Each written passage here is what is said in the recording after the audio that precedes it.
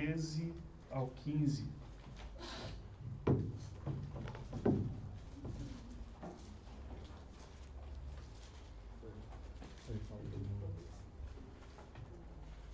Pedro,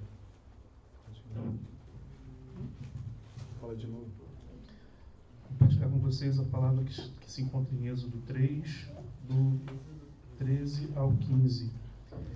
E disse Moisés a Deus: eis que quando vier os filhos de Israel e lhes disser: o Deus de vossos pais enviou a vós, e eles me perguntarem: qual é o seu nome? O que direi a eles?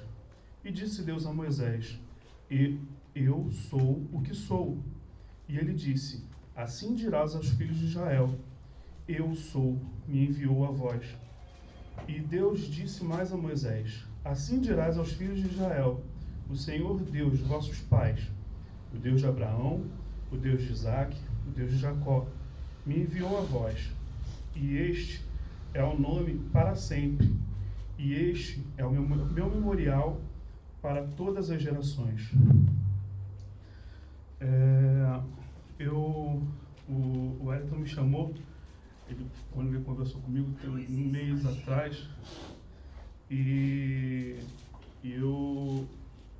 eu confesso que eu fiquei de semana a semana falando: Senhor, me diz o que eu falo ao seu povo, sobre o que eu converso com o povo. E eu cheguei a destacar vários textos que eu achei bons, que eu achei interessantes. E na sexta-feira eu li algo que fez uma mudança na minha cabeça. Eu falei assim: cara, eu vou falar sobre isso. E se encontra nesse pequeno texto. Mas antes de falar sobre ele, eu quero falar com vocês sobre algumas marcas, alguns sinais que Deus antes de chamar Moisés, aconteceram na vida dos antepassados de Moisés, coisas que aconteceram no passado. Se a gente vê a história da Bíblia, a gente vê isso, algumas coisas aconteceram desde Adão, e a gente vê repetições dessa história. Existe um princípio que é muito usado hoje na literatura, chamado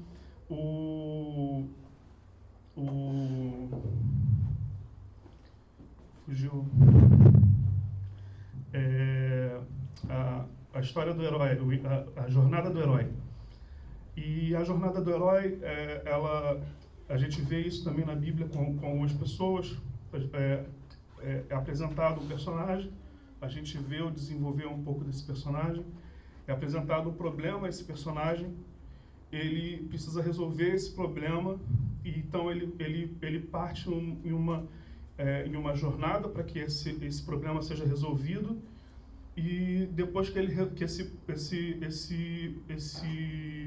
esse problema é resolvido, ele tem a vitória e ele conquista algo que ele sonhava, algo que ele precisava. E a gente vê isso desde Adão, passando por vários personagens. E a gente vê Adão foi criado um homem perfeito, sem mácula. Ele é o primeiro antítipo de Deus, de Jesus. Ele é mostrado como sendo o homem perfeito. E ele, sendo que ele começa a olhar para as coisas ao redor e ele vê que ele não tem uma ajudadora idônea. Então é apresentado o primeiro problema primeiro problema a Adão. E então ele vai passar por uma jornada. Deus manda ele colocar o nome em todos os animais. E então mais um problema é dado a parte da jornada onde Adão vai aprender alguma coisa com aquilo, e ele fica muito cansado. Deus faz Adão dormir profundamente, e Deus dá a Eva para Adão. E então esse primeiro problema de estar sozinho, de não encontrar uma ajudadora, é resolvido. E então Eva, ela vê o fruto na árvore, e a serpente apresenta um um novo problema agora ao casal, e todos já conhecem essa história. Eva cai em pecado, dá o fruto para Adão, os dois caem, e surge o maior dos problemas, que é o nosso problema, que é nosso problema também, que é o pecado. E para resolver o problema do pecado, Adão ele fica envergonhado por ter errado, ele vê a partir de ter se alimentado do fruto do conhecimento do bem e do mal, ele se vê nu, e para tapar sua nudez ele pega folhas de figueira, cozinha e cobre sua nudez e a nudez da esposa dele com essas folhas. E as folhas de figueira, por maiores que sejam, a gente vê que não é algo muito bom. Ele tenta tapar a vergonha com algo que não resolve o problema. E Deus ele vê isso e dessa vez Deus provê a solução para o problema. Ele pega a pele de um animal e ele faz roupas de pele. Uma certa vez eu estava vendo um programa na Discovery que era um programa onde a pessoa era solta em um lugar sozinho, e ela precisava sobreviver durante 21 dias. E o participante, foi tão marcante aquele participante no programa, que ele até se tornou famoso, ganhou programas próprios, que era o Ed Stanford.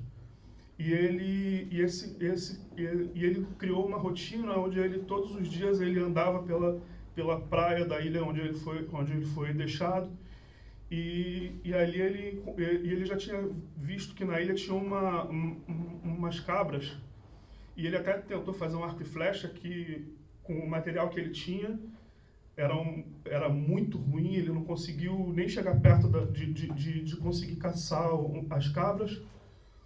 E um dia, ele fazendo essa ronda, ele encontrou uma cabra presa pelo chifre numas raízes de árvore. E ele falou assim: cara, isso é um presente. E ele conseguiu pegar aquela cabra, e ele se alimentou da carne da cabra. Ele usou o couro para fazer uma vestimenta para ele. Nada da cabra foi desperdiçado, e ali foi a primeira vez que eu vi como é que se faz para poder usar o couro de um animal. Ele precisa ficar esticado, porque senão o couro enruga, então ele não ia conseguir utilizar como vestimenta. E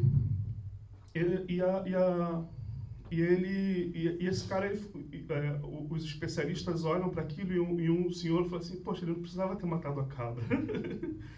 Ele ficou com pena do animal, porque era um animal que estava ali inocente, mas o cara estava há 1 semana e meia sem comer. Ele falou assim: olha, esse animal é a salvação vai ser a minha salvação. E aquele animal alimentou ele durante uma semana, mais uma semana. Então ele ficou mais alguns dias apenas com fome, né? Mas conseguiu passar por aquela situação. Voltando às histórias da Bíblia, a gente tem algumas histórias boas, algumas histórias são tristes, como a de Caim e Abel, onde Caim mata o seu irmão por uma certa inveja. A gente vê que ele não soube dominar o sentimento dele, ele não soube dominar o que ele sentiu naquele momento, e acaba cometendo uma atrocidade com seu irmão. A gente vê Noé, que faz uma arca, onde a gente vê e essa arca ela traz a salvação para a humanidade, para a criação em si, pois os animais estão ali dentro representando a criação, e é um dos símbolos que preconiza o batismo, que é onde as águas, matam o pecado, mata as coisas ruins que está ali e emerge a arca com a vida. A gente vê mais adiante,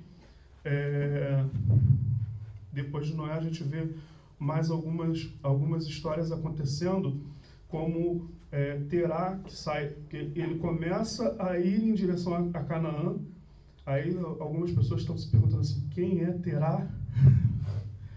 Terá era o pai de Abraão. O pai de Abraão, ele começa o processo de sair do lugar de Ur dos Caldeus, mas ele morre na cidade vizinha.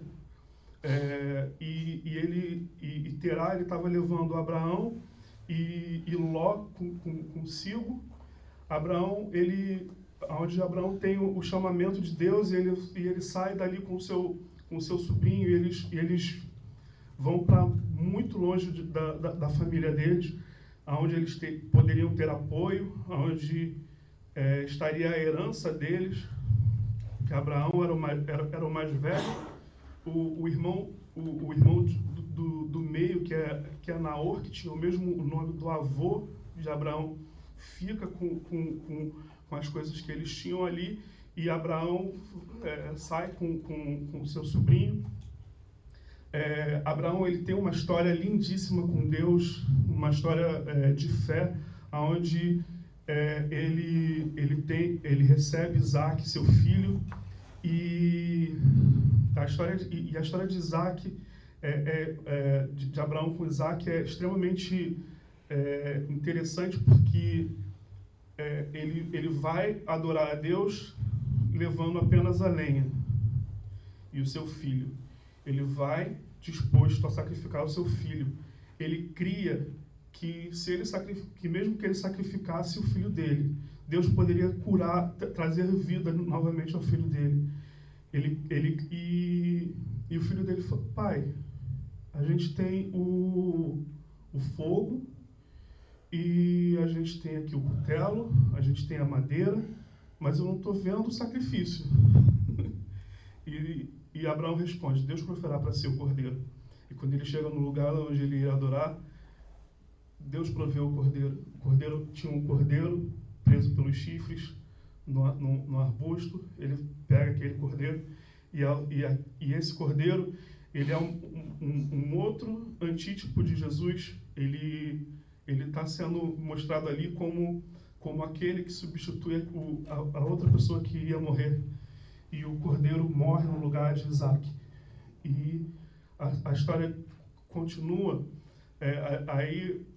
Isaac não tem muitas histórias com Deus, mas a gente vê quando foi ser buscado uma esposa para ele, o servo de Abraão, ele tinha tanta fé no Deus de Abraão, nas coisas que ele tinha visto acontecer na vida de Abraão, que ele fala assim, não, se Deus for com o meu servo Abraão, as coisas vão acontecer assim, assim, assim, e as coisas acontecem exatamente daquela forma, e ele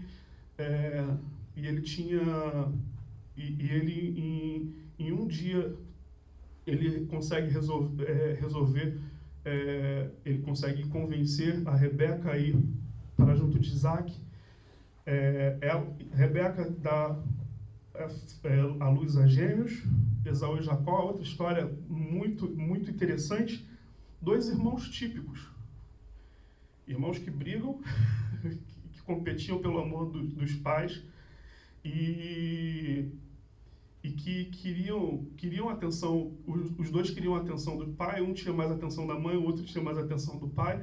O que tinha atenção do pai queria um pouco mais de atenção da mãe, o que tinha atenção da mãe queria um pouco mais de atenção do pai, e cada um fazia as coisas para poder chamar a atenção do pai. É bem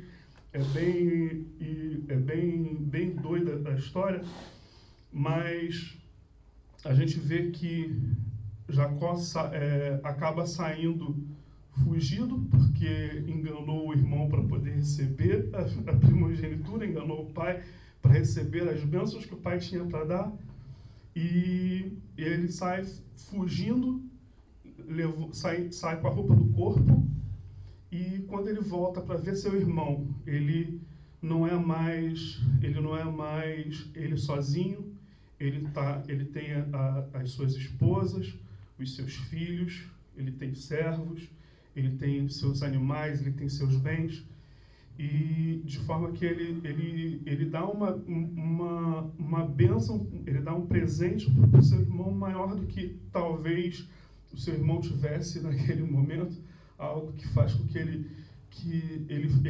fique extremamente comovido e até desiste de talvez fazer algum mal contra o seu irmão.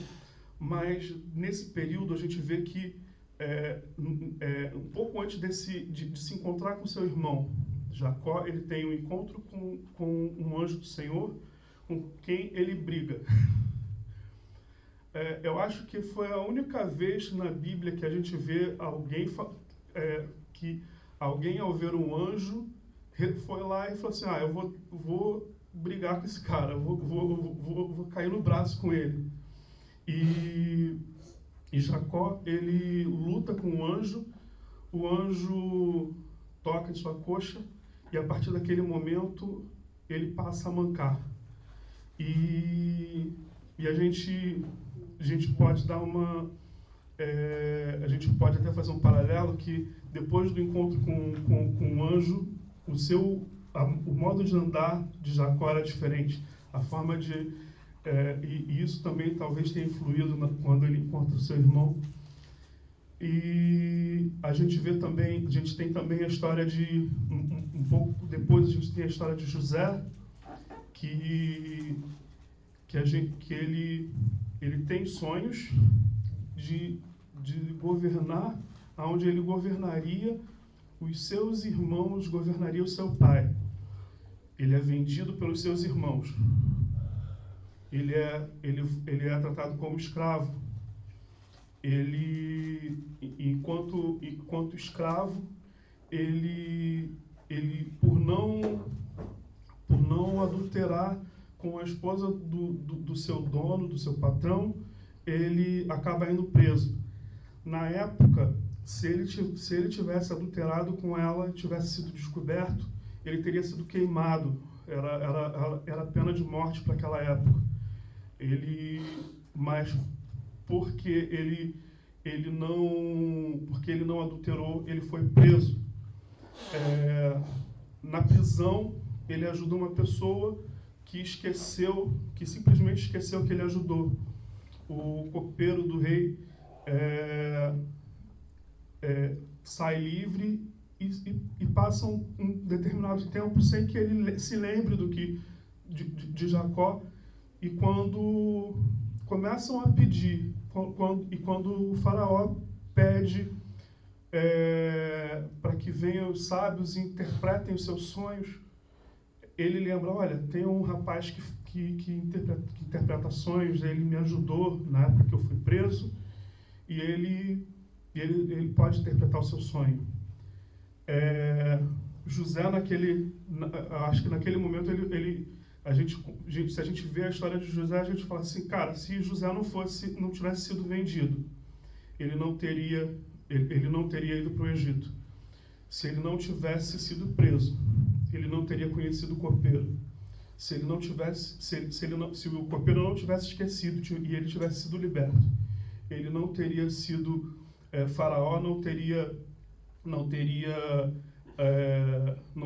José próximo para que pudesse interpretar seus sonhos.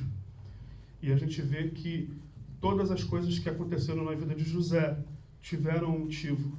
E o povo, José se torna governador,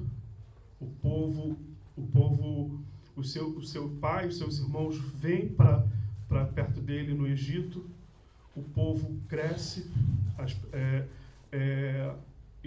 Israel se torna tão grande quanto o Egito, e o Egito e os egípcios, eles, em vez de honrar aquele povo, eles resolvem escravizá-los porque eles tinham medo de que eles se levantassem e destruíssem o Egito.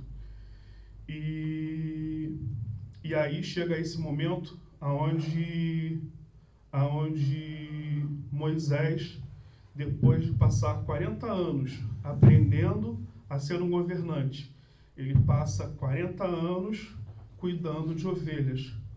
Um tempo atrás eu li um livro que era falando sobre o Salmo 23, e o escritor ele fala como é difícil cuidar de ovelhas. E eu não sei se vocês já viram um videozinho que tem na internet de uma ovelha, que o rapaz tem uma ovelha dentro de um buraco, é uma fenda assim comprida, o cara vai lá, eles com todo cuidado tiram a ovelha, colocam ela do lado de fora. Ela vai dar uns 3 ou 4 pulos e se joga de novo no buraco. A ovelha é um bicho esperto desse jeito. A ovelha, ela não tem um instinto de perigo. Ela simplesmente vai para os lugares onde ela acha que pode ir. E se você tem um cercado e tem grama verde do seu lado e tem uma grama seca do outro lado do cercado, ela vai tentar comer a grama seca do outro lado. E ela força a cerca para poder ir para o outro lado. A ovelha é um animal sem muita astúcia, né? E às vezes Deus colocou, talvez tenha colocado, talvez Moisés tenha parado para cuidar de ovelhas, para ele entender que as pessoas, às vezes, elas não são racionais. Às vezes a gente não age de uma forma lógica, às vezes a gente acha que sabe o que é melhor para a gente. E a gente vai agir de acordo com o que a gente acredita que seja bom, mesmo que a gente não veja que aquele caminho que a gente acha que é bom tem um buraco ali no meio. E a gente mesmo pula dentro do buraco, que nem aquela pequena ovelha. E nesse momento em que Moisés é chamado, ele pergunta, quem é que eu vou dizer que chamou o povo, que me chamou para que eu libertasse o povo? Eles não vão acreditar em mim. Ele tinha medo de que as pessoas simplesmente não acreditassem nele. E ele fala, e Deus fala para ele, eu sou. Eu sempre ouvi essa expressão e ela nunca fez muito sentido. Eu sou. Com o passar do tempo eu entendi que Deus estava dizendo que ele não era como os outros deuses que tinham um nome, e na cultura egípcia, quando você sabia o verdadeiro nome de um deus, eles criam que eles podiam dominar sobre aquele deus, eles podiam fazer com que aquele deus obedecesse, porque eles sabiam o nome dele. E Deus fala para Moisés, você não precisa saber o meu nome, você não vai me dominar, sou eu que vou guiar vocês. Mas o que foi traduzido para nós como eu sou, são 4 letras no hebraico, que é o tetragrama, que é Yud, Rei, Vav, Rei. Essas 4 letras, e essa semana, na quinta-feira, como eu estava falando, eu pesquisando sobre o hebraico, eu descobri que cada letra no hebraico tem um significado diferente. Cada letra ela surgiu de uma espécie de ideograma, onde, por exemplo, a letra Aleph, que é a letra que corresponde ao nosso lá, a nossa primeira letra, o primeiro desenho que ela teve era uma cabecinha de boi, porque o boi ele era um animal forte, ele era um animal que estava à frente, então isso tinha um sentido de liderança. A última letra do alfabeto hebraico é o Tav, que significa sinal, marca. E essas 4 letras, eu fui procurar essas 4 letras. E uma das letras, que é o rei, o significado dela é buraco. Outra das letras, que é o Vav significa prego. E o rei, o Yud significa braço ou mão. Então, Yud, rei, Vav, rei, significa eu sou aquele que tem o furo do prego nas mãos. Deus, no momento em que ele chama Moisés, ele está falando: eu sou aquele que tem o furo do prego nas mãos. Jesus estava sendo anunciado desde daquele tempo. Ele foi anunciado quando o couro do animal foi esticado para fazer a roupa para Adão e Eva. Jesus foi anunciado em cada uma das situações aonde alguém perdia a vida por amor a outra, que alguém se entregava para que outra pessoa pudesse ser salva. Jesus foi anunciado até dizendo que eu vou libertar o povo. Amém.